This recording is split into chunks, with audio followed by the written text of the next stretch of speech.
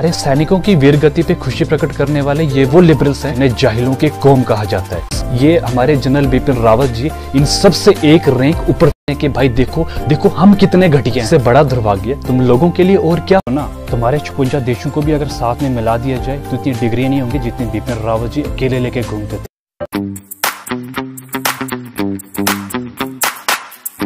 हे welcome back दोस्तों, एक बार फिर से स्वागत है आपका हमारे YouTube चैनल विजडम फैक्ट में। तो आज की वीडियो काफ़ी इमोशनल सेंटीमेंट से जुड़ी हुई है। जी हाँ, हम बात करने वाले हैं जनरल बिपिन रावत जी के बारे में। जैसे कि पूरा देश जानता है, अभी 3 दिन पहले जनरल बिपिन रावत जी समेत उनकी धर्मपत्नी कुल मिला के 13 सैनिक एक हेलीकॉप्टर क्रैश की दुर्घटना में वीर गति को प्राप्त हो गई। पूरे देश के लिए ये बहुत ही दुखदायक समाचार। वीडियो शुरू करने से पहले मैं जनरल बिपिन रावत जी उनके समेत सभी सैनिकों को जो वीर गति को प्राप्त हुए हैं उन सबको भावपूर्ण श्रद्धांजलि अर्पित करता हूँ जिन्होंने इस प्लेन क्रैश में अपनी जान गंवाई। तो चले कार्यक्रम शुरू करते हैं।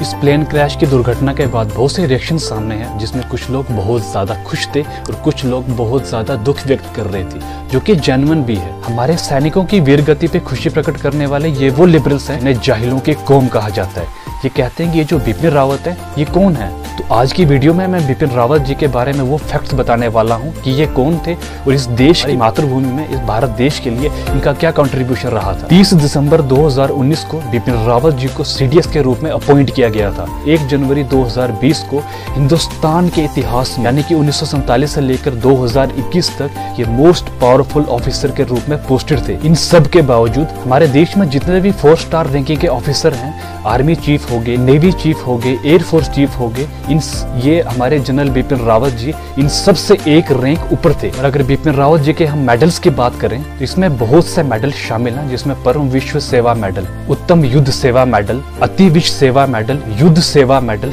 विशिष्ट मेडल, सेना मेडल और एडिट कैंप जैसे मेडल शामिल हैं। और मैं आपको बता दूं कि ये सब के सब मेडल जान के बाजी लगा के हासिल किए हैं। मैं आगे आपको इन सब के बारे में बताऊंगा। ये मेडल पड़ोसी देश की तरह से चिपकाने के लिए नहीं लगाए गए हैं। मिसालों ने जंग आज तक तो एक भी नहीं जीती और मेडल चिपकाए फिरते हैं। ये जो बिपिन रावत जी की वीर गति पे हंस रहे हैं ना, मुझे इन पे गुस्सा नहीं आ रहा है बल्कि इन पे तरस आ रहा है। और दूसरा नंबर, इन पे बहुत ज्यादा हंसी आ रही है कि अपने ये जाहिलपन का, अपनी अनएजुकेशन का, अपनी परवरिश का बार बार सामने आके खुद प्रूफ दे रहे हैं, खुद प्रमाण दे रहे हैं कि भाई देखो देखो हम कितने घटिया हैं। इससे बड़ा दुर्भाग्य तुम लोगों के लिए और क्या हो। बिपिन रावत जी ने शिमला से एजुकेशन ली, फिर NDA ज्वाइन किया, इंडियन मिलिट्री एकेडमी देहरादून से पास आउट हुए और ना सिर्फ पास आउट हुए बल्कि इन्हें श्रॉड ऑफ ऑनर से सम्मानित किया गया। ये ऑनर सिर्फ उन स्टूडेंट्स को दिया जाता है जो टॉप करते हैं, जो मेरिट लिस्ट में आते हैं और जो ब्रिलियंट स्टूडेंट होते हैं। ये ऑनर सिर्फ उन पर्टिकुलर स्टूडेंट को ही प्रेजेंट किया जाता है। उसके बाद ये डिफेंस सर्विस स्टाफ से पास आउट हुए। इसके बाद higher command staff united state से इन्होंने हायर कमांड की ट्रेनिंग भी ली। Chief of army staff general Bipin Rawat ji ने डिफेंस स्टडी में MPhil किया हुआ था। और तुम हाफ एजुकेटेड पीपल जो इनकी वीर गति पे हंस रहे हो ना, तुम्हारे 56 देशों को भी अगर साथ में मिला दिया जाए तो इतनी डिग्रियां नहीं होंगी जितनी बिपिन रावत जी अकेले लेके घूमते थे। खैर, ये रही तुम लोगों की चीफ मेंटालिटी। तो ये था बिपिन रावत जी का एजुकेशन और उनकी अचीवमेंट। अब बात करते हैं बिपिन रावत जी के देश के लिए कंट्रीब्यूशन क्या था। बात है 1987 की, जब चाइना भारत देश पे अटैक करने की सोच रहा था। जैसे आज चाइना हमारे बॉर्डर पे आके छोटे मोटे पंगे करके चला जाता है, वो तब भी वैसे ही हमारे सैनिकों को नुकसान पहुंचा के चला जाता था। तो ये बात है 1987 की, समडोरुंगचू वैली के पास जब बर्फ पिघलना शुरू हुई तो उसके कुछ समय के बाद नोटिस किया गया कि चाइना आर्मी हमारे बॉर्डर क्रॉस करके 20 किलोमीटर अंदर इंडियन टेरिटरी में आ चुकी है। ये बात जब उस समय के हमारे आर्मी चीफ जनरल कृष्ण स्वामी सुंदर जी को पता चली तो वो बहुत ज़्यादा गुस्सा हो गए। वो एकदम से अपना M126 चॉपर लेके निकले और डायरेक्ट सोमडोरुंगचू वैली के बॉर्डर पे पहुंच गए और अटैकिंग मोड में आ गए। और चाइनीज़ आर्मी ये देख के बहुत ज़्यादा शॉक हो गई थी, क्योंकि उससे पहले भारतीय कभी भी अग्रेसिव मोड में नहीं आए थे। उन्होंने इंडिया का अग्रेसिव नेचर कभी नहीं देखा था। ये फर्स्ट टाइम था जब हमारे चीफ ऑफ आर्मी स्टाफ ने उनको अपना अग्रेसिव नेचर दिखाया था कि समय आने पे जवाब देना भी भारत को आना चाहिए। और उस समय हमारे देश के प्रधानमंत्री थे राजीव गांधी जी। ये सब अग्रेसिव नेचर देख के चाइना ने भारतीय आर्मी पर प्रेशर डालना शुरू कर दिया, भारतीय सरकार पर प्रेशर डालना शुरू कर दिया, इवन के राजीव गांधी पे प्रेशर डालना शुरू कर दिया। और यहाँ पे फन फैक्ट ये है कि राजीव गांधी को तो पता भी नहीं था कि ऐसा कोई ऑपरेशन चल रहा है। तो राजीव गांधी को इसका पता चला, फिर अमेरिका और चाइना ने बहुत ज़्यादा प्रेशर राजीव गांधी पर डाला। राजीव गांधी भी उस बॉर्डर पे आए, उन्होंने चीफ ऑफ आर्मी स्टाफ से बात की कि इस ऑपरेशन को रोक दिया जाए। लेकिन जानते हो चीफ ऑफ आर्मी स्टाफ ने ये जवाब दिया था, और खुले दिल से ये जवाब दिया था कि हम ऑलरेडी 1962 में बहुत ज़्यादा कुछ खो चुके हैं। अब ये ऑपरेशन शुरू हो, ये मिशन पूरा होके ही रुकेगा, चाहे इसके लिए हमें कुछ भी करना पड़े। अब 1 इंच भी धरती हम चाइना के हाथों में नहीं आने देंगे। उस समय हमारी 2 बटालियन आगे बढ़ रही थी। उसमें से एक बटालियन को लीड कर रहे थे हमारे जनरल बिपिन रावत जी। 2 साल तक ये संघर्ष चलता रहा, और 2 साल के संघर्ष के बाद दोनों देशों के फॉरेन मिनिस्टर्स को आपस में मिलना पड़ा, और दोनों देशों ने समझौता करके अपनी अपनी आर्मी पीछे हटाई। अपनी स्टार्टिंग करियर में इतनी बड़ी अचीवमेंट थी हमारे बिपिन रावत जी की। Guys, most of us don't even know कि इंडियन आर्मी ने 2014 के बाद अभी तक 2 बार एयर स्ट्राइक की। आपको याद होगा 2015 में कुछ नाका राइवल्स ने हमारे 18 जवान शहीद कर दिए थे।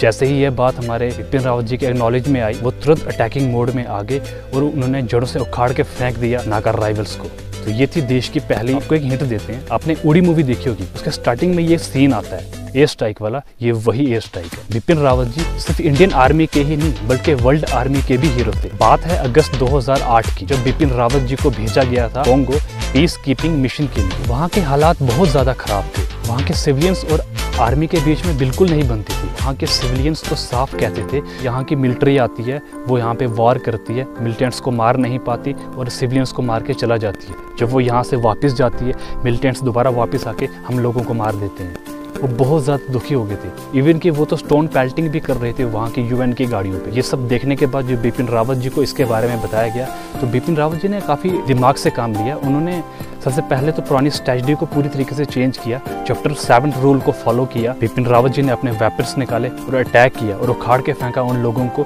जो सिविलियंस को मारते थे। विक्ट्री पे विक्ट्री हासिल की। तो ये कमाल था हमारे बिपिन रावत जी का। तो उनकी अचीवमेंट्स के बारे में मैं आपको क्या बताऊँ, नेपाल वाला गिनाऊँ या इंडो चाइना बॉर्डर वाला, जहाँ देश के एक हिस्से में दिन भर पत्थरबाजी होती थी। सिविलियंस के साथ जिहादी मिलकर दिन भर पत्थरबाजी किया करते थे और अपने ही बेमतलब के स्पेशल राइट्स मांगा करते थे। गो इंडिया गो बैक जैसे नारे लगते थे। कितने ही कश्मीरी पंडितों का जेनोसाइड किया करते थे। और बिपिन रावत जी, जो अजीत डोभाल के मॉनिटरिंग की वजह से वहाँ एक भी दंगा नहीं हुआ करता था। अब एयर स्ट्राइक हो या चाइना की सड़क बनाओ योजना को रोकना हो, बिपिन रावत जी ने हमेशा से बेहतर काम किया है। To be very honest, Bipin Rawat ji की एक स्पेशल स्ट्रेटजी थी जो मुझे बहुत ज़्यादा पर्सनली पसंद थी।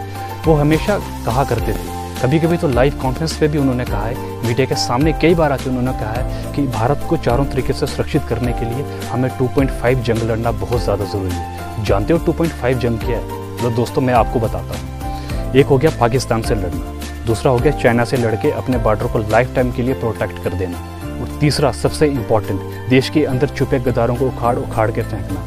क्योंकि आप ताज होटल का अटैक ले लो, पुलवामा अटैक ले लो या कोई भी अटैक ले लो, जितने भी अटैक हमारे भारत में आज तक हुए हैं, इतिहास गवाह है, उन सब को हमारे सिविलियंस यहाँ के लोगों ने सपोर्ट किया, देश के अंदर छुपे गद्दारों ने सपोर्ट किया। क्योंकि उनके सपोर्ट के बिना किसी के माइकल लाल में इतना दम नहीं कि हमारे देश में आके हमारे एक भी जवान को नुकसान पहुंचा के दिखा जाए। तो ये बिपिन रावत जी की स्पेशल स्ट्रेटजी थी जो पर्सनली मुझे बहुत ज़्यादा पसंद थी। तो इस वीडियो को ज़्यादा से ज़्यादा लोगों के साथ शेयर कीजिए। जय हिंद, जय भारत, भारत माता की जय। 56 देशों को भी अगर साथ में मिला दिया जाए तो इतनी डिग्री नहीं होंगी जितनी बिपिन रावत जी अकेले लेके घूमते थे।